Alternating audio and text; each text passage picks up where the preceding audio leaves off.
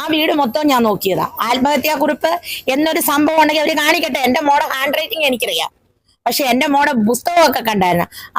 ആ ബുക്കിനകത്തൊന്നും അങ്ങനെ ഒരു ഇതേ ഇല്ല. ഞാൻ എന്റെ മോള് മരിച്ചപ്പം അറുത്തിട്ട് നോക്കി. ആ തുണി അറുത്തിട്ട് അവിടെ എല്ലാം ആദ്യം പരിശോധിച്ച വ്യക്തി ഞാനാ. എന്താന്ന് ചോദിച്ചാൽ ഞാനൊരു നേഴ്സാ. അവൾക്ക് CPR എല്ലാം കൊടുത്ത് നോക്കി. എന്റെ കുഞ്ഞ് ജീവനോട് ഇല്ലെന്നുള്ളത് എനിക്കറിയാം.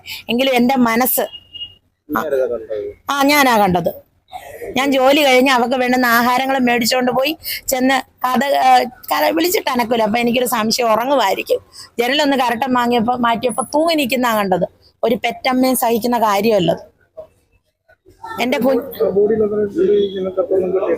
ഒരു ലെറ്ററും അതിൻ്റെ അകത്ത് എങ്ങും ഇല്ല. അവിടെ ശരീരത്തെങ്ങും ഒരു ലെറ്ററോ ഒരു സാധനവും ഇല്ല.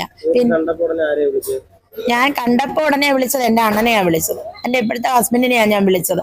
അണ്ണാ കുഞ്ഞിതുപോലെ തൂങ്ങി നിൽക്കുന്നത്. എന്നോട് പറഞ്ഞു, എടി ജീവനുണ്ടോ? ഞാൻ പറഞ്ഞു ഇല്ല അണ്ണാ, പോയി. എടി നിനക്ക് തോന്നുന്ന. അത് കഴിയുമ്പോ തൊട്ടപ്പുറത്തെ വീട്ടിലെ കൊച്ചിനെ വിളിച്ച് ഞാൻ ഇത്രയും ദിവസം ലേറ്റ് ആയെന്ന് പറഞ്ഞാൽ ഇന്നലെയാണ് ഇവിടെ രണ്ടാമത്തെ അച്ഛൻ അറിയുന്നത്. അതായത് അവിടെ പേരിന്റെ അറ്റത്ത് ചന്ദ്രശേഖരൻ എന്നുള്ളത്. അയാൾ അച്ഛനല്ല. അയാൾ ചൊവ്വേന്നേരം ചെലവിന് കൊടുത്തിട്ടില്ല. ഞാൻ കഷ്ടപ്പെട്ട് തന്നെ എന്റെ മക്കളെ വളർത്തിയത്. വാടകപ്പരയായിരുന്നു. ഓരോ വാടകപ്പര മാറുമ്പോഴും ഞാൻ അധ്വാനിക്കുന്നതിന്റെ ചെറിയൊരു തുക ഞാൻ കൂട്ടിവെച്ച എന്റെ കുഞ്ഞിനെ കുമ്പഴ കവിത നിൽക്കുമ്പോൾ ആഴ്ചയിലെ എനിക്ക് ശമ്പളം കിട്ടുന്നത്. ആഴ്ചയിൽ കിട്ടുമ്പോൾ ഞാൻ മാറ്റി വെക്കും. ഇയാൾക്ക് കുടിക്കാൻ കൊടുക്കണം, ഇയാളുടെ തറവാടിത്തിന്റെ മൊത്തം കൊടുക്കത്തില്ല. അതിന് സ്ഥിരം വഴക്കം നടക്കുമായിരുന്നു.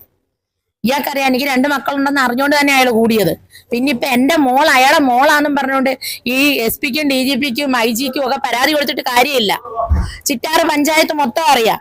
കോന്നി അരുവാപ്പലം പഞ്ചായത്ത് മൊത്തം അറിയാം. സ്കൂളുകാർക്ക് അറിയാം. ലോകത്ത് ആർക്കും അറിയത്തില്ലാത്തവരില്ല. അത് അയാളുടെ മോളല്ല. പിന്നെ എന്തിനു വേണ്ടി പിടിക്കുക അയാള്? കൂട്ടുകാർ മിച്ചഭൂമിയിലുള്ള നേരത്തെ യുവമോർച്ചയുടെ മണ്ഡലം പ്രസിഡന്റ് ആയിരുന്നെന്ന് പറഞ്ഞുകൊണ്ട് നടക്കുന്ന എനിക്കറിയത്തില്ല.